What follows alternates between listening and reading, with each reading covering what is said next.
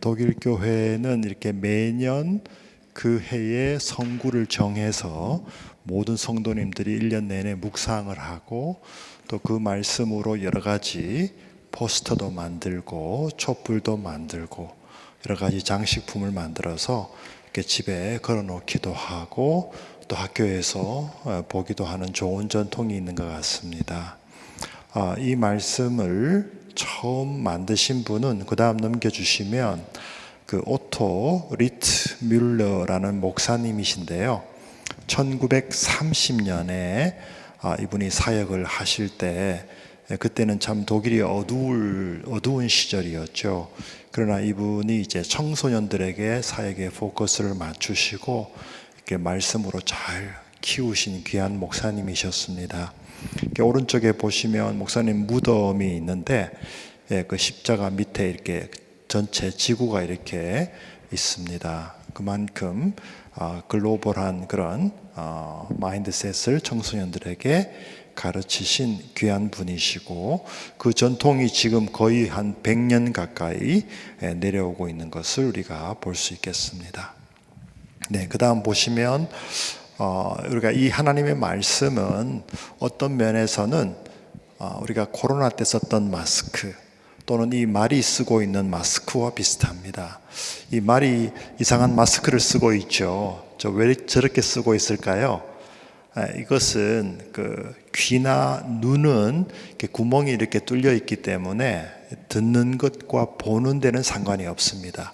그러나 말의 눈이나 귀를 공격하는 그런 파리가 있어요. 그런 곤충들이 말의 눈을 공격했을 때 그 눈이 멀어 버릴 수가 있습니다. 그래서 이런 보호 마스크를 착용하는데요. 따라서 이 마스크는 앞을 보는 데는 상관이 없지만 그런 잘못된 공격으로부터 막아주는 역할을 하기 때문에 하나님의 말씀도 마찬가지로 우리가 하나님의 말씀이라고 하는 올바른 필터를 가지고 있으면 우리가 이 세상도 바르게 볼 수 있고 또 잘못된 사상의 영향에서 우리가 잘 방어할 수 있다, 그렇게 말씀드릴 수 있겠습니다.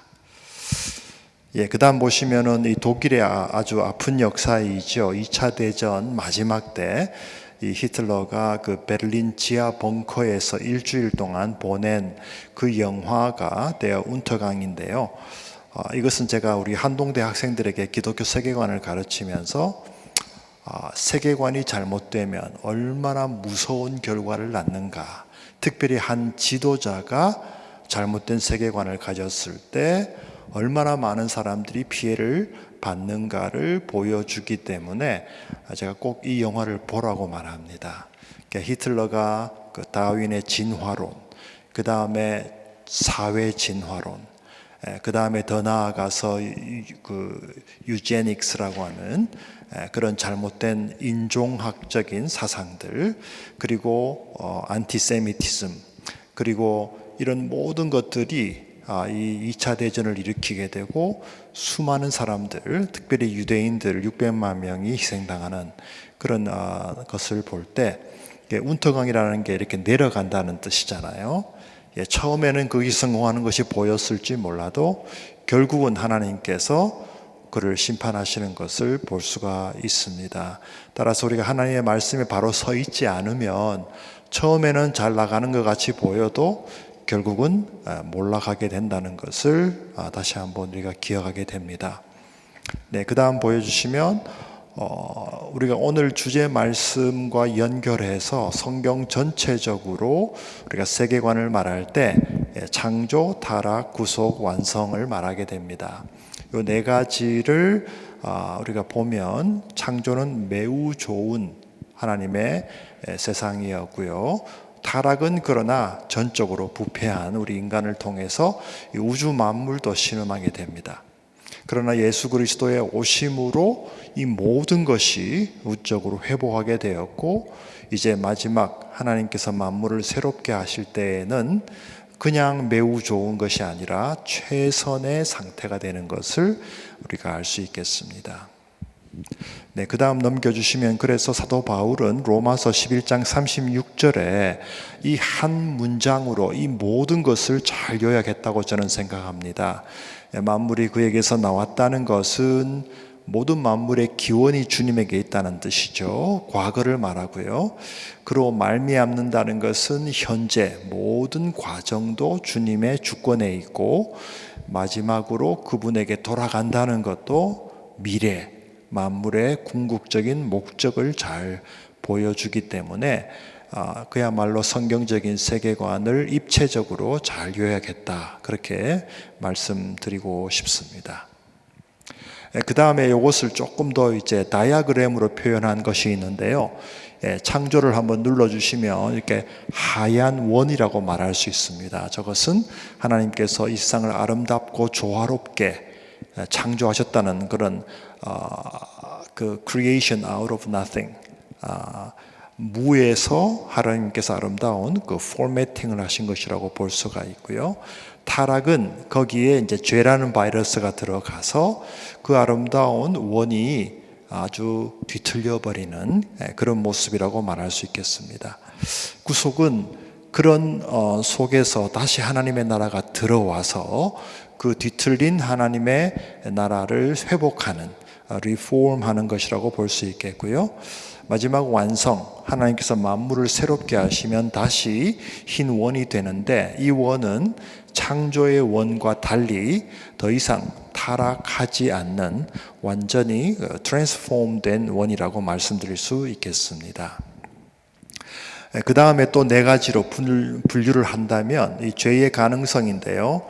저희 그 한동대에는 이 일본 학생들이나 중국 학생들이 많아서 제가 이제 한자를 쓸 수 있을 때는 조금씩 한자를 씁니다. 양해를 부탁드리고요. 그러니까 이 일본 학생이나 중국 학생들이 훨씬 더 빨리 이해를 하더라고요. 창조에서 타락할 때까지는 우리 인간은 죄를 지을 수도 있고 안 지을 수도 있는, 그것을 이제 어거스틴이 포세 페카레라는 라틴어를 썼습니다. 자유의지가 있었고 생명나무나 선악과를 선택할 수가 있었죠. 그러나 타락한 이후부터는 죄를 안 지을 수 없는 상태, 논포세 논페카레라고 하는데요. 우리는 죄의 노예가 되었기 때문에 우리의 힘으로는 그 죄의 권세에서 벗어날 수가 없는, 마치 우리가 태평양 바다나 대서양 바다에 빠졌을 때 우리가 스스로 거기서 나올 수 없는 모습이다. 그렇게 말씀드릴 수 있겠습니다. 세 번째로는 그리스도 안에서 구속이 되면 하나님 나라가 완성될 때까지는 포세 논 페카레, 죄를 안 지을 수 있는 상태라고 말할 수 있는데요. 이것은 요한일서 5장에 보시면 하나님께로서 난 자마다 더 이상 죄를 계속해서 짓지 않는다는 말씀이 있습니다. 성령께서 우리 안에 오셔서 바로 새로운 하나님의 역사가 시작되었기 때문이죠. 그리고 완성이 되면 논포세 페카레, 즉 죄를 지을 수 없는 상태가 됩니다. 죄의 세력들이 다 심판을 받아서 없어졌기 때문에 완전히 새로운 그런 축복을 받게 되는 것이죠. 바로 이 말씀을 쓰여진 곳이 반모섬입니다. 반모섬은 여러분 그리스의 수많은 섬들 가운데서도 가장 터키에 가깝지만 가장 작은 섬이에요. 성경에 보시면 저렇게 구브로 섬도 있고 크레타 섬도 나오고 몰타 섬도 나오는데 이 반모섬은 뭐 보여줄 게 거의 없는 정말로 작은 섬인데 어떻게 하나님께서 이 섬에 있는 요한에게 이렇게 놀라운 계시의 말씀을 주셨을까? 반모섬을 조금 더 이렇게 크게 확대를 해보면 이렇게 생겼습니다. 그 다음 보시면 이 중간에 이렇게 허리가 아주 날씬하죠. 그 스칼라라는 곳에 항구가 있고 거기에만 배가 들어올 수 있는데 사도 요한이 에베소에서 노예로 잡혀가서 이 섬에 있으면서 결국은 하나님의 놀라운 축복의 계시를 보게 됩니다. 그래서 그 밑에 보시면 이제 반모스라고 하는 그 지명이 나오는데 거기가 그 사도 요한이 있던 동굴이고요. 그 밑에 더 내려가면 그 수도원이 있습니다. 그럼 어떻게 이 사도 요한이 이 섬에 가게 되었을까요? 원래는 에베소에 있었죠. 그 어머니, 예수님의 어머니 마리아를 모시고 있었는데 거기에 이제 박해가 일어나게 되고 많은 사람들이 이제 희생을 당하게 됩니다. 그때 이 요한도 전승에 의하면 그 뜨거운 기름 가마 속에 던져졌다고 합니다. 그러나 하나님께서 요한을 전혀 상하지 않게 하시니까 이 로마 군인들이 놀래서 다시 요한을 끄집어내고 이 섬에 이제 죄인처럼 그렇게 보냈다고 하죠. 그래서 그 섬에 딱 내리시면 딱 두 가지의 그 안내판이 나오는데요. 하나는 그 사도 요한이 있던 넘겨주시면 그 굴 거기가 있고 그 다음에 제일 꼭대기에 있는 수도원이 있습니다. 근데 그 반모섬은 지금도 가보시면 그 다음 사진에 보여주시면 이 바위가 아주 많은 섬이었어요. 그래서 로마 군인들이 주둔하면서 수많은 죄수들을 데리고 와서 채석을 하게 하는 그야말로 감옥인 동시에 노역을 했습니다. 그런데 갑자기 하루는 이 사도 요한 옆에 있던 젊은 친구가 이렇게 푹 쓰러지는 거죠. 보니까 너무너무 아파서 거의 죽어가는 것이었습니다. 이렇게 뜨거운 햇빛을 받으면서 일을 하다 보니까 그렇게 이 젊은 형제가 쓰러지는 모습을 보고 사도 요한도 사실은 자기가 하나님 저 데려가 주세요 라고 기도할 정도로 힘들었는데 하나님 안 데려가셨어요. 그 기도를 듣지 않으시다가 이 청년이 이렇게 되니까 안수기도를 간절하게 했다고 합니다. 그때 그 청년이 일어나서 낫게 되고 그것을 본 로마의 군인이 그 섬을 다스리는 로마의 백부장에게 보고를 하게 되었는데 그때 마침 그 백부장의 아들이 똑같은 질병을 앓게 된 거예요. 그래서 사도 요한을 초청을 했습니다. 자기 집에 초청해서 자기 아들을 위해 기도해 주세요 했더니만 그 아이를 위해 간절하게 기도하게 되었고 그 아이가 낫게 되는 거죠. 그때부터 이제 이 로마의 장교가 사도 요한을 더 이상 일시키지 않고 가장 시원한 동굴 속에 모시게 됩니다. 그리고 옆에 이제 비서를 한 사람 브로고르라고 하는 사도행전에 나오는 7 집사님 중에 한 분을 비서로 붙여서 사도 요한을 돌봐드리게 되는 것입니다. 그 다음 넘겨주시면 이 사도 요한이 그러면 그 동굴에서 뭘 했을까요? 기도한 것이죠. 계속해서 그 소아시아 7 교회 성도들을 위해서 박해받는 고통받는 성도를 위해서 계속 중보기도를 했는데 이분은 머리 이마가 땅에 대일 정도로 이렇게 기도를 오래 하셨기 때문에 여기 이마에 굳은 살이 있습니다. 그래서 그 성화에 보시면 사도 요한의 머리 이마에는 꼭 이렇게 굳은 살이 있는 걸 보고 이분은 사도 요한이구나 하는 것을 알 수가 있습니다. 그 다음에 넘겨주시면 사도행전 요한계시록 1장 8절에 이제 그 계시의 말씀을 시작하시면서 이렇게 말씀을 하십니다. 우리 같이 한번 읽어볼까요? 시작.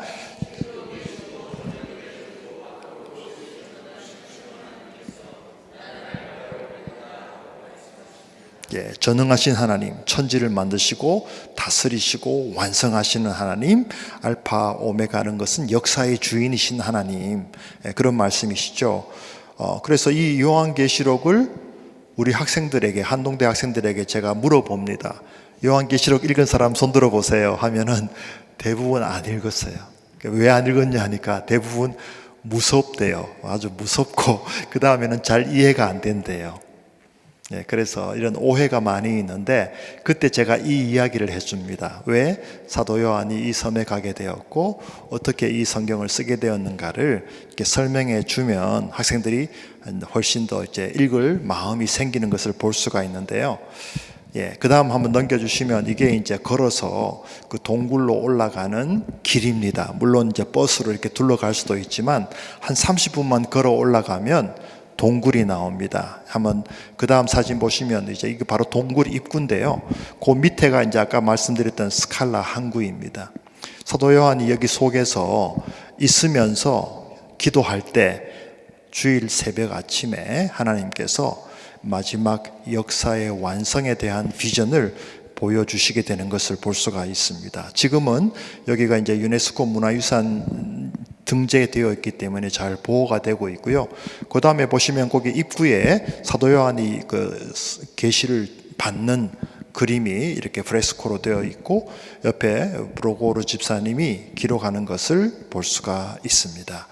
예, 그 다음 넘겨보시면 이제 진짜 이건 동굴인데요. 오른쪽 부분은 원래 그대로 있던 사도 요한이 저기 반석 위에 무릎 꿇고 기도했던 동굴이고요. 왼쪽은 이제 그리스 정교회에서도 익스텐션을 해서 수많은 순례객들이 여기 와서 기도하고 찬송하고 이렇게 참배할 수 있는 공간을 새로 만들었다고 합니다. 근데 여기에서 많은 성도님들이 사도 요한이 그 기도했던 그 자리에서 기도하면 또 놀라운 기적이 지금도 일어난다고 알고 있습니다. 그때 하나님께서 이제 비전을 주셔서 이 요한계시록을 적게 하신 이유는 바로 그 박해받는 성도들을 위로하기 위해서, 격려하기 위해서, 역사의 주인은 하나님이시기 때문에 어떤 것도 두려워하지 않고 하나님을 온전히 신뢰하기 위해서, 또 찬양과 선교가 어떻게 완성되는가를 보여주시기 위해서 하나님께서 여전히 절대적인 주권을 가지고 계신다는 것을 우리에게 알려주시는 것이기 때문에 우리가 두려워할 필요가 없고, 그것만 제대로 알면 요한계시록을 이해하는 데 어렵지 않다는 것을 우리가 말씀드릴 수 있겠습니다. 네, 그 다음에 넘겨주시면 이제 제일 꼭대기, 산 꼭대기에 성요한 수도원이 있는데요.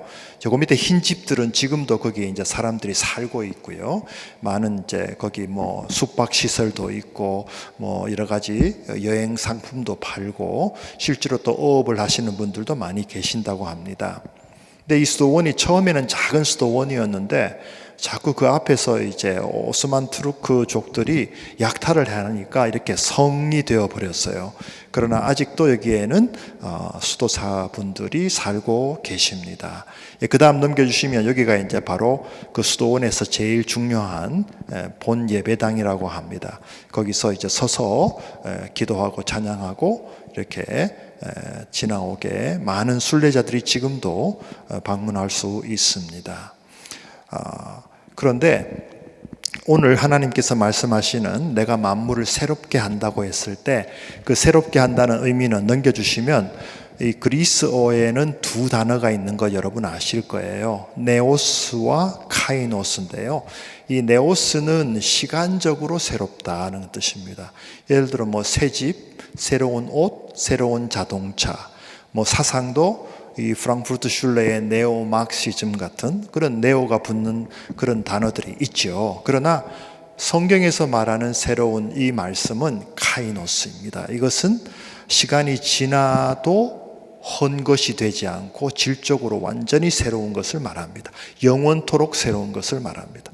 네오스는 시간이 지나가면 또 헌 집이 되고 헌 차가 되고 헌 옷이 되지만 카이노스는 그렇지 않다는 것이죠. 그래서 대표적인 말씀이 바로 그 다음 넘겨주시면 고린도후서 5장 17절인데요. 누구든지 그리스도 안에 있으면 새로운 피조물이다. 이게 피조물 그러면은 그냥 하나님께서 만드신 세상이라고 볼 수도 있지만 완전히 새로운 창조라는 뜻이 되겠습니다. 그래서 모든 이전 것은 다 지나갔다. 이전의 질서들은 다 지나가고 이제 새 것이 되었다. 이미 되었습니다. 이미 나중에 되는 것이 아니라요. 그리스도께서 이 땅에 오심으로 하나님 나라가 이미 시작되었기 때문에 하나님의 새 역사는 이미 시작된 것이죠. 이사야 선지자도 하나님께서 내가 새로운 일을 행하겠다고 말씀하셨을 때 예수님께서 오셔서 이미 시작하셨고 지금도 진행되고 있고 마지막에 완성된다 그렇게 말할 수 있습니다. 그래서 하나님의 나라는 우리가 죽어서만 가는 나라가 아니라 이 땅에 이미 주님이 시작하시고 성장하고 있는 그 하나님 나라 안에 우리가 있다는 것이죠. 그 하나님 나라의 현재성을 제가 설명하면 많은 분들이 잘 이해를 못하세요. 심지어 어떤 교수님들도 그거를 잘 이해 못해서 자꾸 질문을 하세요. 그때 제가 이렇게 설명을 합니다. 한 어머니가 아기를 가졌다고 상상해 보세요. 아기를 가졌다는 것은 이미 아기가 있죠. 그러나 아직 태어나지 않았어요. 10달이 지나면 아기가 태어납니다. 그러니까 아기는 지금 현재성과 미래성이 엄마 뱃속에 동시에 있죠. 아기 생명은 분명히 있습니다. 그러나 아직 태어나지 않았어요. 바로 그와 같은 것이죠. 하나님의 나라는 이미 예수 그리스도의 오심으로 시작되었고 지금도 자라고 있습니다. 그러나 마지막이 되면 하나님 나라가 완전해지는 것이죠. 그러니까 하나님 나라는 지금 이 자리에 있는 것입니다. 현재적인 실제입니다. 그래서 예수님께서 그것을 증명해 보이시기 위해서 복음을 선포하셨고 가르치셨고 병든 자를 고치시고 배고픈 자는 먹이시고 귀신을 쫓아내시고 죽은 자도 살리시고 바다 위도 걸어가시고 이 모든 사역이 하나님 나라가 완성되면 이러한 회복과 온전한 평화가 임한다는 것을 하나씩 하나씩 다 보여주신 것이죠. 그 퍼즐을 다 맞추면 하나님 나라가 보이게 되는 것입니다. 새로운 새 것이 이미 시작되었다는 것이죠. 근데 오늘 말씀은 그것이 이제 완성된다는 것입니다. 그 다음 넘겨주시면 요한계시록 아까 우리 교동문 이렇게 잘 읽으셨는데요. 우리 한번 21장 1절 한번 읽어보겠습니다. 시작.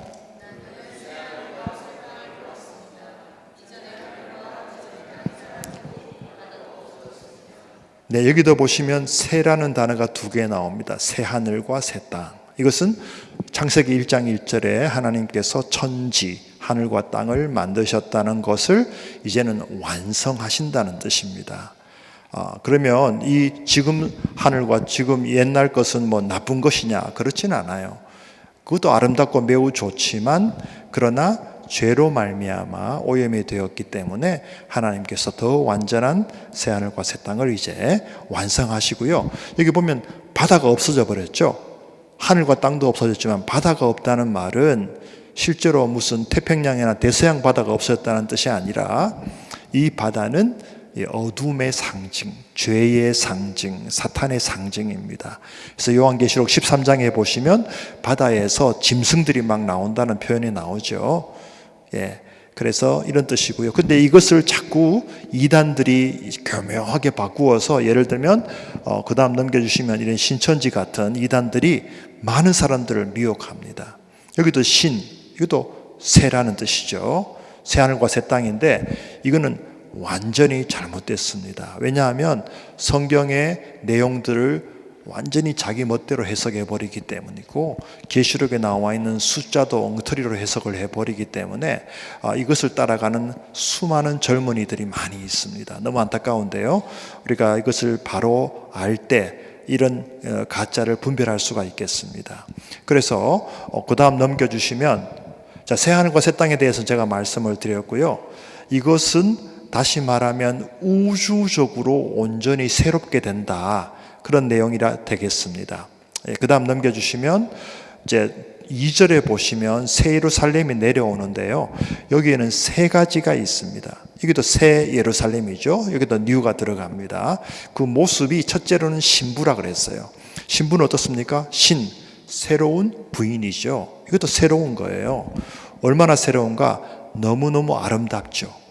그리고 이 새 예루살렘이 하늘에서 내려올 때 그 신부가 신랑을 만나서 가장 아름다운 사랑과 교제를 나누게 된다는 뜻입니다. 그래서 그 사랑과 교제가 완성된다는 의미가 되고 따라서 우리는 이 땅에서 거룩한 신부의 모습을 점점 더 갖추어 가야 한다고 말씀드리겠습니다. 그 다음 넘겨주시면 그 다음에는 이 새 예루살렘을 보니까 정육면체라고 적혀 있어요. 가로 세로 높이가 12,000 스타디온으로 똑같습니다. 그거 왜 그럴까요? 사도 요한은 그것이 무슨 의미인지 금방 알았어요. 왜? 구약 성경에 보면 나오거든요. 하나님께서 성막과 성전을 지으라고 하실 때 똑같은 요 정육면체가 딱 하나 있거든요. 그게 뭐였죠? 지성소입니다. 지성소. 성막의 지성소는 가로 세로 높이가 10규빗이고요. 솔로몬의 성전은 가로 세로 높이가 20규빗이었죠. 그러니까 그 지성소는 가장 거룩한 곳, 우리가 하나님과 만나는 곳, 하나님의 시은좌, 은혜의 축복이 임하는 곳이죠. 그래서 이 새 예루살렘은 바로 그 지성소가 완성된 곳이라는 의미가 되겠습니다. 그리고 또 이것은 새 예루살렘이라고 말하는 이유는 예루살렘은 평화의 도성이라는 뜻입니다. 하나님의 샬롬이 완성된다는 의미가 되는 것이죠. 그것이 하늘에서 내려온다는 것은 우리가 그것을 만드는 것이 아니라 하나님께서 완성하신다는 의미가 되겠습니다. 네, 그 다음 넘겨주시면 이제는 하나님께서 우리와 함께 하신다는 말씀이 3절에 나오는데요. 그것은 구약 성경 때부터 지금까지 쭉 계속되고 있습니다. 아브라함, 이삭, 야곱, 요셉. 하나님께서 요셉과 함께 하셔서 요셉이 형통한 자가 되었다. 다 이 족장들에게 나타나죠. 그 다음에는 모세에게는 이제 집단적으로 태버네클, 성막을 세워서 구름 기둥, 불 기둥으로 함께 하시죠. 그것을 이스라엘 사람들은 이제 쉐키나라고 하는 히브리어로 쓰고 있습니다. 하나님의 영광스러운 임재라는 뜻이 되겠습니다. 그 다음 넘겨주시면 솔로몬 왕이 성전을 봉헌할 때도 그 구름이 성전에 가득했다고 나옵니다. 그 구름이 바로 쉐키나의 구름이었고요.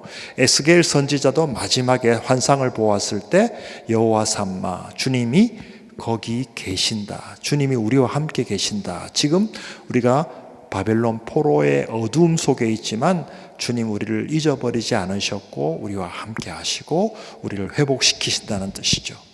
그것이 구체적으로 이루어진 사건이 바로 성육신, 말씀이 육신을 입어 우리 가운데 임하심에, 거하심에, 임마누엘 하심에 우리가 그 영광을 보니 아버지의 독생자의 영광이고 은혜와 진리가 충만했다. 그 요한복음 1장 14절 말씀이 그 구약에 있는 모든 하나님의 함께 하심이 이제 구체적으로 역사 가운데 들어오신 사건입니다. 근데 그 14절에 보면 거하신다는 단어가 헬라어의 에스케노센인데요. 그 에스케노센의 그 중간에 그 말이 스케노스고, 스케노스라는 말은 히브리어의 쉐키나를 그대로 번역한 단어입니다. 하나님이 우리와 함께 하신다는 것을 장막을 치신다라는 헬라어로 썼고요. 그 단어가 계속해서 구약 신약 성경에 나오는 것을 보실 수 있습니다. 성령이 임하실 때에도 너희가 성령의 전인 줄 알지 못하느냐. 과거에는 건물이 성전이었지만 이제는 성령이 우리 안에 계시니까 우리 안에 드웰링, 에스케노센 하기 때문에 우리의 몸이 성전이므로 우리의 몸이 거룩해야 된다는 것이죠. 그래서 그것이 완성되는 것이 바로 새 예루살렘이라고 말씀하고 있는 것입니다. 그 다음 넘겨주시면 그렇게 되었을 때 그 결과는 어떻게 되는가? 눈물을 씻겨주시고 아픈 것이나 사망이나 애통이나 없다. 이것은 그 당시에 그 초대교회 성도님들이 매일 경험했던 그런 박해와 어려움을 표현한 것입니다. 그것을 마치 아기가 울면 엄마가 안아주고 눈물을 닦아주면 아기가 울음을 그치듯이 그냥 여러분들은 하나님의 놀라운 축복을 받을 것입니다가 아니라 여러분의 눈물을 닦아주실 것입니다 라는 더 마음에 와 닿는 표현으로 영원한 축복을 설명하고 계시는 것이죠.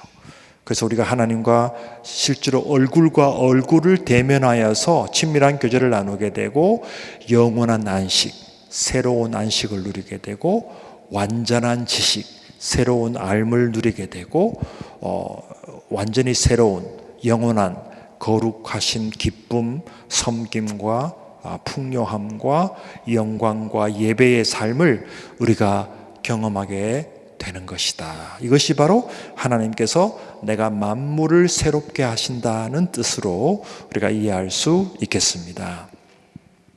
네. 그 다음 이제 마지막 부분이 되겠습니다. 이 그림은 제가 제일 좋아하는 그림 중에 하나인데요. 원래 이것은 그 네덜란드의 얀 판 아이크라는 화가가 지금은 벨기에 겐트에서 그 큰 예배당을 짓고 성화, 그 제단화로 그린 그림 중에 하나입니다. 이것은 마지막 하나님 나라가 완성되고 하나님께서 만물을 새롭게 하실 때 어떻게 될 것인가를 보여준 그림인데요. 바로 그 중심에 하나님이 계시지만 하나님은 영이시니까 안 보이는 대신에 어린 양 예수 그리스도께서 계시고 그 어린 양의 보혈이 그 언약의 잔에 담겨 있고 그 보혈을 지나서 동서남북에서 모든 하나님의 백성들이 남녀 신분의 고하를 막론하고 다 함께 모여 주님께 경배하는 모습이 되겠습니다. 이것이 이제 나중에는 히틀러가 이렇게 훔쳐가서 이렇게 독일에 숨겨놓았는데 연합군이 이 그림도 다시 이렇게 찾아온 것을 알 수가 있습니다. 이 그림을 통해서 우리가 하나님께서 만물을 새롭게 하신다는 것을 그 중세의 사람들은 이렇게 이제 이해를 했고요. 우리는 지금 21세기를 살아가면서 지금 너무나 세상이 혼돈스럽습니다. 그렇지 않습니까? 예, 전쟁의 소문이 있고 경제가 막 이렇게 요동을 치고 모든 지금 삶의 상황들이 쉽지 않습니다. 더 어렵게 느껴지고 갈등이 있습니다. 그러나 우리 하나님께서는 이 모든 상황도 주관하시고 하나님의 때에 하나님께서 완전히 새롭게 하실 것이라는 믿음을 우리가 다시 한번 이 말씀을 통해서 가지게 되겠습니다. 그래서 결론을 이렇게 한번 제가 적어 보았는데요. 우리 다 같이 한번 읽으면 좋겠습니다. 시작. 주님께서 다시 오실 때 우리는 하나님께서 예비해 놓으신 최상의 세계로 들어가게 됩니다. 거기에는 더 이상 장애들이나 아픔이 없고 우리 모두가 하나 되어 주님께 영원토록 영광을 돌리게 될 것입니다. 마라나타 아멘. 주 예수여 오시옵소서. 이것은 독일 교회 성도님들만 올해의 주제로 묵상하는 말씀이 아니라 우리가 평생 묵상하면서 이러한 소망 가운데 굳게 서서 인내하면서 우리의 믿음을 지키고 그 믿음을 우리 자녀들에게 올바로 가르쳐서 그 자녀들도 앞으로 이 하나님의 새롭게 하시는 역사에 동참할 수 있도록 우리가 함께 섬겨 나가야 되겠습니다. 그래서 이 독일 분들이 마지막에 제가 하나 더 포스터를 준비해 보았는데요. 이분들이 이 말씀을 가지고 어떻게 묵상했는가를 보니까요. 자, 이렇게 위에는 내가 만물을 새롭게 하노라 하고 하나님께서 우리를 초청하시는 거죠. 마흐밋 같이 하자 이렇게 초청을 하십니다. 그래서 이분들이 여러 가지 생각을 저게 쭉 구체적으로 적어 놓았어요. 내가 이제 더 쉐널 레벤 더 아름답게 살아야 되겠다. 더 프로인들리히어 덴켄 더 친절하게 우리가 생각해야 되겠다. 무티거 리벤 더 용기를 내서 사랑해야 되겠다. 빌더 트로이멘 더 과감하게 꿈도 꿔야 되겠다. 그 다음에 프리덴 슈타우벤 로시켄 이렇게 평화를 만드는 사람이 되겠죠. 아플보이머 플란전 내가 내일 세계의 종말이라도 사과나무를 하나 심어야 되겠다. 그 다음에 아이난더 피어트라운 서로 신뢰해야 되겠다. 그 외에도 여러분들이 개별적으로 내가 이 하나님의 만물을 새롭게 하시는 역사에 내가 어떻게 동참할 수 있을까? 올해는 내가 어떻게 새로운 피조물의 삶을 살아갈 수 있을까? 더 하나님이 원하시는 그런 거룩함과 경건함으로 주님 기뻐하시는 그런 삶을 우리가 살아갈 때 우리 가운데 주님의 나라가 더 임하고 주님의 축복이 우리 가운데 더 함께 하실 줄로 믿습니다. 이 귀한 축복 여러분 올해 가운데 함께 하시기를 바랍니다.